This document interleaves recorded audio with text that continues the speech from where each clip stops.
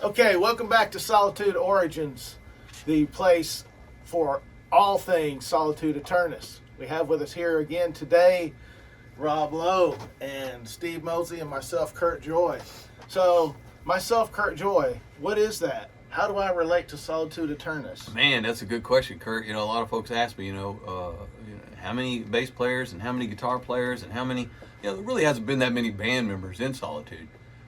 And we plan on getting quite a few of the guys that participated in the past in here in the studio to participate with some of the podcasts going forward.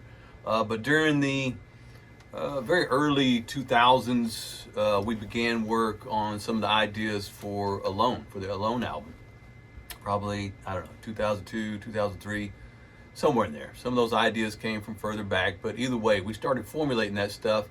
And we're rehearsing with a couple different drummers, and I'm not sure. At that time, it was, the main contributing factor for the lineup change was the master himself, Edgar Rivera, had decided to move on. He had some other things in his life that had come up, and he decided to step down from guitar. I began playing guitar at that time. Six-string and six-string electric guitar instead of electric bass, and Kurt Joye came in on bass. At that point, John was still playing drums. John Covington was still in the band. Covington was still on. That's right, still on drums, and so Kurt had come in, and of course Kurt and I went back many years, and Kurt has known all the members of Solitude from the rehearsal rooms back in the day. Sure Guard. You might have heard us talk about the Sure Guard. Yep. Yeah. The Sure Guard rehearsal storage places on a few other episodes, but that's just kind of the way it was for us around town here in the Dallas-Fort Worth area. Everybody had the opportunity to... Well, that comes back to the camaraderie. Yep. We're parking next door to you guys. Yeah. We're all hanging out. 2 doors down, his band was playing. 5 doors down, my band was playing over there. So it was one of those things. We all kind of knew each other. It was a good scene. It was a great scene. Great a lot scene. Of good metal going around. Totally. So yeah, Kurt had come in on bass then at that time, and we played quite a few shows. One of the shows I thought was really cool was Chicago Metal Fest. And for those of you out there that saw that show, that was a cool place, cool venue. Everybody there treated us really well. One of the highlights of that particular evening, not only having Kurt on bass at that particular festival, but we'll let Mr. Robert Lowe talk about that. We had a little snafu with one of the little mishap, the relics, the artifacts that belong to the band. Robert, tell us what happened on that show that night there. First of all, let's go ahead and preface this with little mishaps. Mm-hmm. If any of y'all out there listening to this know me, a little mishap, that's a daily occurrence. But it's all good because it always works out. It always does.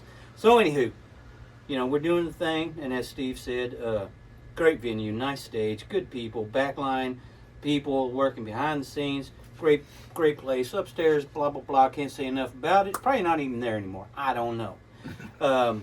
So we're done. We did the show, hobnobbed, signed a few autographs, and great show. I think we headlined that show. Yeah, we headlined that night. Yeah. And we hung around that night and went back out the next night to watch the other bands. I think November's Rain headlined the next night. I'm not sure. So we're tearing down. We still always tear down our own shit all the time. Carry our own gear. That microphone gets heavy. Yeah. Have to employ We usually get Robert assistance with his mic. That way he doesn't have to, Yeah, they're pretty bulky. It's a bitch. I have to use both hands sometimes. Microphone, yeah. He used to carry a big thick book with him, but we're still listening to the story. Well, let's just go ahead and jump on into it. Jump right in on that. Right there. The book, which I call my Bible, tome of about 15 years worth of lyrics. Bam, bam, bam. The kind of lyrics where you're sitting there one day, you're in bed and you're like, oh, pop, da-da-da, da-da-da, da-da-da, done. Put it in the tome, right? Bam, 15 years of that shit. Well, my dumb ass decided just to bring the tome with me to Chicago, even though I only needed to remember 5 sets of lyrics because 45-minute show, SA show, you get, if we're lucky, 6 songs up in there. So I just, I'm packing. I just grab the thing, take it up there. We're looking at, hey, you want to do this tonight? Well, let's play this one tonight. Okay, all right, let me preview. Okay, yeah, we'll go ahead and do that one, whatever that one was. So we have our little area set out there, out on the back side of the stage, on the door out to our van that's sitting back here. Carrying stuff, I have my bag. Guys are carrying their shit out, yada yada. We help. We do help each other carry stuff out. I got Cubs drum, pedals, whatever. Let's go. Put it in the truck, van, whatever it may be. We're all done. Get my bag, go back in there. The table's empty. I'm like, where the hell? It's my damn Bible. Hey, Steve, you got it? Cub, did you grab the Bible? Prez? No, I ain't seen it. No. Let me go look in the van. All right, I'm gonna check backstage. Come back out, it's not there. Prez gone through the van. Steve's probably eyeballed something. Cubs, I'm sure, looking. Not there, it's gone. And so I'm just sitting there going, Jesus freaking Christmas. 15 years worth of lyrics that may never see the light of day, but that's irrelevant.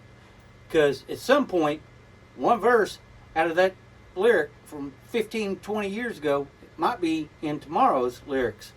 So that's why I keep all that shit or stuff. Beep. I remember us driving up the next day in the parking Oh, lot. that's the best part. Hang on. Yeah, So that's the part we're getting to. we gave up. Yeah, no. Had to Here's go where get we some go. sleep. We had to give up. It was like, I don't know, 2, 3 o'clock in the Yep. morning. It's like, we got to go, Rob. We got to go. It ain't here. I'm just like, you know what? Fine. Let's go back to the hotel room, catch some shut-eye. We'll get up tomorrow morning. Yeah, after a few beers, Robert agreed. Time to give up. Time to give it up. No, but I know it's here somewhere. No, it wasn't. So it's like we give up, go back to the hotel room. Luckily, it wasn't far from the venue. Get up the next morning. We all get up. Everybody's happy. Continental breakfast, which I think was a bagel and a cup of coffee. And we all get in the van. All of us, everybody, girlfriends at the time included. Pop, drive over there.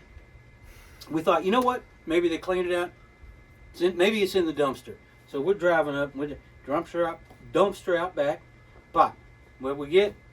Guy out there with freaking broom and spraying shit down. Yeah, one guy's got a hose. He's Yeah. hosing the venue down. Beer bottles, plastic cups, all kind of stuff. Another guy's got a squeegee or whatever. He's cleaning all this stuff out. So, and lo and behold, we did actually dumpster dive. I don't know who went up in there. Might have been Cub. I don't remember. I know I did. I guarantee you I did. So we're dumpster diving, and it's like it's just gone. It's just gone. So sadly I had to let it go. You just go, Kurt, you know what? you might have some more details on that, Kurt. I remember driving up, and I was in a separate car. You were in Heather's car. I think I was with John and Sylvia. No, I was in the van. Joe. I was with Joe. Maybe I was. Yeah, Either way, who knows? It don't matter, right? And we pull up, and poor Robert's frantically looking around for this stuff. And there's looks like a pothole in the driveway of the place that's full of water. And in the bottom of this water is like a sheet of paper in the bottom there. And Robert walks over there to it. And he picks up out of that water, and it's soaking wet. And he picks it up and looks at it like, is it one of my lyrics or not? And I think it was. And it was. It was. It was. And then you looked over to the right, down by the curb, kind of washed up with a bunch of other debris and trash. There was another piece of paper. Pull it up. Sure enough, it was another page of lyrics. And then there was another one. And then, well, let's just say they were. It was hopeless at that point. It was hopeless. They had been hosed down and removed. Buried in potholes. Yep. It Removed was from the place definitely, forcefully with a water It hose. was definitely doom at that point. Oh, it was definitely doom. So we noticed the lyric in the pothole. The page in the pothole turned out to be lyrics. There was a couple other pages or something kind of crumpled up against the curb. And sure enough, they turned out to be lyrics. Wet as hell. Yeah, everything's completely soaked. Robert had gone over to what looked like some white pieces of paper, all of which turned out to be lyrics. There was more kind of scattered, guy hosing the stuff down and squeegeeing everything out of this club. And Robert picks up another page, and both of them turned out to be lyrics. And then you can just see the defeat, the discouragement on Robert's face. It went from Oh, and So, oh, dag damn it! You know, it was it is Dag a lyric. damn it. Dag damn it! It was a lyric, but so yeah, that was incredibly defeating. I guess is the It word was defeating. to I mean, discover at the that- time, you know, it was just years and years and years of lyrics, used or unused, or maybe be used or not. But it's, you know, it's a repertoire Yeah. of my musings. yeah.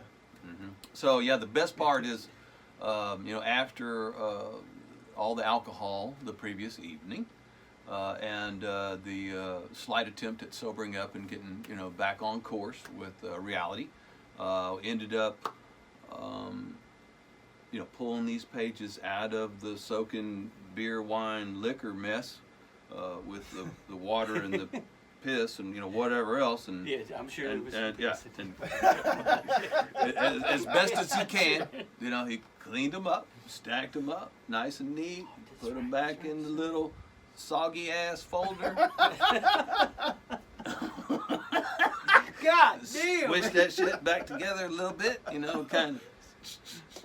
What do you call it? You know, humbly came back to the van and piled back in with a little soggy folder with the lyrics. Anyway, that's the. Oh, jeez. Now, I can tell you another add-on to that story. On our way back, you know, I drove back with John Perez and Sylvia, and we had to stop off at their house because my vehicle was at their house.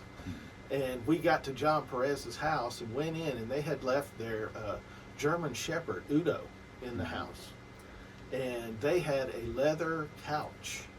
And Udo literally took that couch and put it in the middle of the living room and absolutely destroyed it. Pulled it apart. I mean, it was a frame. Yeah. There was no, I mean, it was literally, I mean, it was. All the foam and the leather was gone. I mean, it was like, they came home to total chaos. That's I mean, great. Total chaos. God So rest that- his soul, Udo the dog. Yeah, that yeah. Udo- great Udo, dog, but yeah, Udo definitely got revenge for the whole.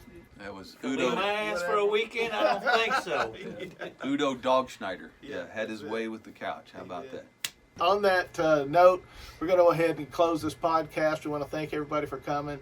Go ahead and remember to click on the like and the Don't forget to subscribe. subscribe. Subscribe. What are we going to do, Robert? You will push that little button. That's it. Push it. Push that Push it. button.